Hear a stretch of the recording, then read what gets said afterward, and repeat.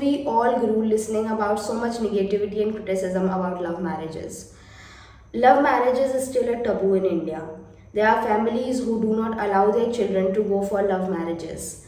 And although in today's time, no one can give you assurance if your marriage can work or not. If your marriage works, if your partnership works, does it really matter that it is a love marriage or an arranged marriage? No, it doesn't matter anymore. But after knowing the situation that we have today, I am very keen and I just really want to actually delve into the things that is it a taboo back then? Marriages actually a taboo in ancient India. क्या हम तब भी love marriages करने से डरते थे? क्या तब भी हम सोचते थे कि सोसाइटी क्या कहेगी? क्या तब भी लोग इतने रिजिड थे? क्या तब भी सोसाइटी इतनी रिजिड थी? So I am very keen to actually delve into it. So कल हमने पिछली वाली स्टोरी में लास्ट स्टोरी में हमने बात की थी शकुंतला और महाराज दुष्यंत की लव स्टोरी के बारे में. आज हम जिस शादी की बात करने वाले हैं वो भी एक लव मैरिज है, और ये शायद सबसे पहली लव मैरिज थी जिसे हम आज भी सेलिब्रेट करते हैं. आज भी हम बहुत प्राइड के साथ उसे सेलिब्रेट करते हैं. हम इंक्लूडिंग मी, हमारी फैमिलीज़, हमारे बड़े बुजुर्ग सब इसे मनाते हैं. तो यहाँ बात हो रही है भगवान शिव और माता सती की शादी की. माता सती जो थी वो प्रजापति दक्ष की पुत्री थी, उनकी बेटी थी, और उनकी माता का नाम प्रसूति था. सती को दक्ष ने, जो उनके पिता थे प्रजापति दक्ष, उन्होंने स्वयं शक्ति से एक वरदान प्राप्त किया था, या एक वरदान के फलस्वरूप उनको प्राप्त किया था.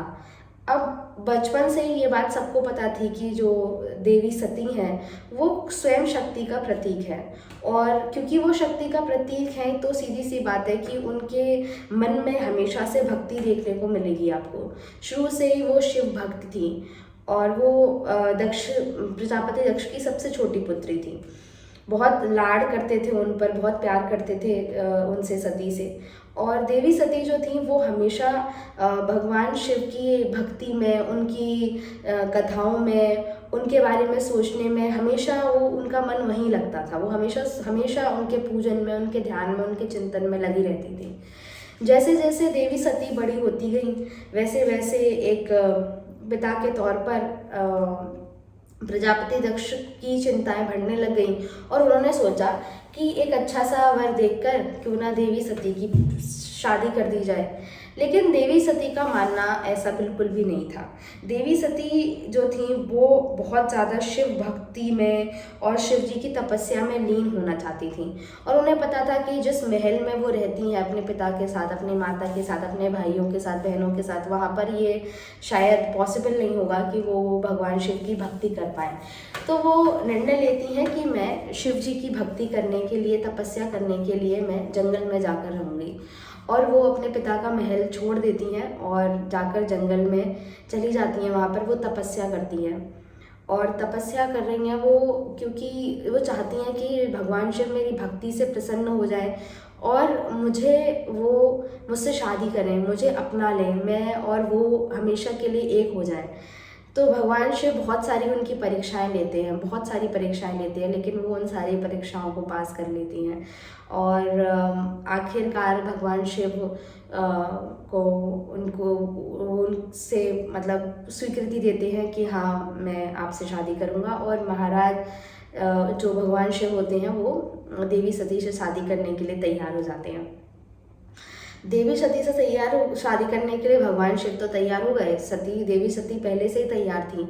लेकिन जब पता चलता है उनके पिता को कि मेरी पुत्री एक ऐसे व्यक्ति से शादी करना चाहती है जिसका खुद का कोई महल नहीं है, जिसका कोई घर नहीं है, जो पहाड़ों पर निवास करता है, जिसके आसपास ये भूत प्रेत प्रसाच रहा करते हैं, जो नंदी पर, जिसकी सवारी नंदी है, और जिसका कोई घर बार नहीं है, वो असमंजस में पड़ जाते हैं. वो सोचते हैं कि मैं अपनी पुत्री की शादी मैं महलों में मैंने उसे पाला पोसा बड़ा किया उसे, और मैं अपनी पुत्री की शादी एक ऐसे व्यक्ति से कर दूं जो कि गले में नाग को धारण किए हुए है, शीश पर जटाओं पर उनकी गंगा मैया विराजमान है, लेकिन ये सब वो उनको अच्छा नहीं लग रहा होता।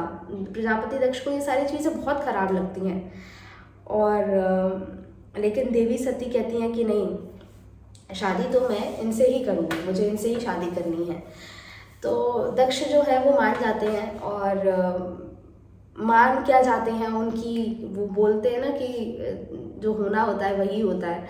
तो जो होना था वही हुआ, और बारात लेकर शिव जी आते हैं देवी सती के द्वार पर। जब देवी सती के द्वार पर बारात आती है और प्रजापति दक्ष देखते हैं शिव जी को, तो देखते हैं कि भस्म लपेटे हुए होते हैं, और उनके पीछे जो टोली चली आ रही थी उसे देखते हैं, और मन ही मन कहना तो बहुत कुछ चाहते हैं, लेकिन फिर भी विवाह संपन्न होता है, दोनों की शादी हो जाती है। माता पार्वती, माता सती जो होती हैं वो चली जाती हैं महादेव के साथ कैलाश पर्वत पर निवास करने के लिए, और धीरे धीरे करके वो अपनी गृहस्थी में, अपने घर में व्यस्त हो जाती हैं, और उन्हें बहुत अच्छा लगता है वहाँ पर, और बहुत खुश होती हैं वो वहाँ पर। लेकिन प्रजापति दक्ष बिल्कुल खुश नहीं होते हैं। वो कोशिश करते हैं कि अपने दामाद को नीचा दिखाने की कोशिश करते हैं, बार बार कोशिश करते हैं कि किसी भी तरीके से शिव को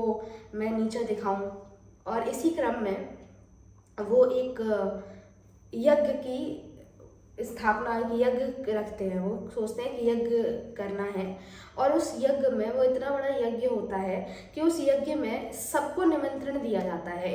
इंद्रदेव को बुलाया जाता है, वायुदेव को बुलाया जाता है, भगवान विष्णु को बुलाया जाता है, सबको बुलाया जाता है, हर एक किसी को वहाँ पर इन्वाइट किया जाता है, बस सिवाय एक व्यक्ति के, और वो थे भगवान शंकर स्वयं। उन्हें नहीं बुलाया जाता। जब ये बात देवी सती को पता चलती है कि दुनिया भर में निमंत्रण जा रहे हैं, लेकिन मेरे पति के पास तो कोई निमंत्रण नहीं है, तो ये बात सुनकर ही वो बहुत, उनके मन में गुस्सा भी होता है, उनके मन में बहुत सारा दुख भी होता है कि मेरे पिता ऐसा क्यों कर रहे हैं। और इन्हीं सारे सवालों के जवाब लेने के लिए वो भगवान शंकर से कहती हैं कि मैं अपने पिता के घर जा रही हूँ। भगवान शंकर उनको रोकते हैं, मना करते हैं कि नहीं, तुम मत जाओ, मुझे कोई दिक्कत नहीं है, मुझे कोई आपत्ति नहीं है अगर उन्होंने मुझे नहीं बुलाया है तो।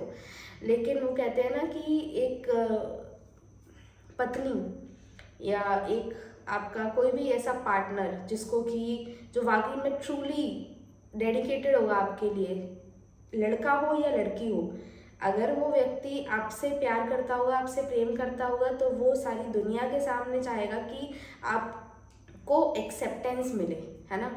अगर लड़का भी यही चाहता है कि मेरी वाइफ को एक्सेप्टेंस मिले, और ऑब्वियसली लड़की भी यही चाहेगी कि मेरे हस्बैंड को या मेरे पार्टनर को एक्सेप्टेंस मिले। तो वही चीज़ बात करने के लिए देवी सती जाती हैं, प्रजापति दक्ष के पास पहुंचती हैं वहाँ पर, और जब वहाँ पहुँचती हैं और पूछती हैं उनसे कि आपने इतना बड़े यज्ञ का आयोजन किया, और इस यज्ञ का क्या फ़ायदा अगर आपने अपने दामाद को ही इसमें नहीं बुलाया, आपने मेरे पति को ही इसमें नहीं बुलाया। और कहती हैं कि अगर मेरे पति का जहाँ पर अपमान होगा, जिस घर में मेरे पति का अपमान किया गया है, जिस घर में मेरे पति को पूछा नहीं गया है, उस घर में मैं कभी भी दोबारा कदम नहीं रखूँगी, मैं यहाँ पर आना पसंद नहीं करूँगी। और उसी समय पर प्रजापति दक्ष उनके बारे में, भगवान शिव के बारे में कई सारी गलत बातें बोलते हैं। देवी सती को ये बातें बिल्कुल भी बर्दाश्त नहीं होती हैं, और उन्हें ये लगता है कि इस जीवन में तो मेरे ख्याल से मेरे पिता और मेरे पति की बनने वाली नहीं है। और इन सारी चीज़ों को देखते हुए उनका गुस्सा इतना ज़्यादा बढ़ जाता है कि वो अपने आप को अग्निदेव को समर्पित कर देती हैं। वो अग्नि में खुद को जला लेती हैं, वो अपने प्राणों को त्याग देती हैं। जब वो अपने प्राणों को त्यागती हैं तो भगवान शिव और देवी सती जो दोनों एक हैं, उन दोनों में से किसी एक को अलग करना वो अपने आप में एक प्रलय लाने जैसा था। जब भगवान शिव को पता चलता है कि देवी सती ने अपने आप को हवन कुंड की अग्नि में को सौंप दिया और उन्होंने अपना जीवन लीला को समाप्त कर लिया, तो ये बात भगवान शिव उनका गुस्सा, उनका दुख, उसका अंदाज़ा शायद दुनिया में कोई भी नहीं लगा सकता। और वो दुख, वो गुस्सा लेकर वो प्रजापति दक्ष के पास पहुंचते हैं और उस समय पर सभी देवी देवता, सभी पशु पक्षी, पूरे ब्रह्मांड में चारों तरफ बहुत ज़्यादा एक ऐसा माहौल होता है कि अब ये नहीं पता कि भगवान शिव क्या ही कर लें। तो भगवान शिव उस समय रोते हैं बहुत ज़्यादा और अपनी अपनी पत्नी को, सती को, उस हवन कुंड से बाहर निकालते हैं, उनको उठाते हैं अपने गोदी में और उनको अपने बाजुओं में उठाकर, और वो चलते चले जाते हैं। वो जाते हैं इधर उधर, घूमते हैं इधर से उधर लेकर, उन्हें कुछ समझ नहीं आ रहा होता कि मैं कैसे अपनी सती को वापस से जीवित करूं, और वो बस बेसुध होकर उनको लेकर इधर उधर, जिधर उधर, जिधर उनको लगता है बस वो चलते जा रहे हैं, चलते जा रहे हैं, चलते जा रहे हैं। जब भगवान विष्णु ये देखते हैं तो उन्हें लगता है कि भगवान शिव के गुस्से को,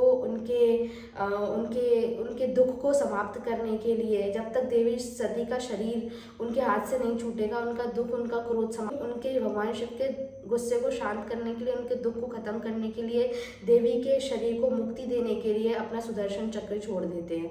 और वो सुदर्शन चक्र जो होता है वो देवी सती के अंगों को कई भागों में बांट देता है। उनके अंग जहाँ जहाँ गिरते हैं वहाँ पर आज शक्तिपीठ है।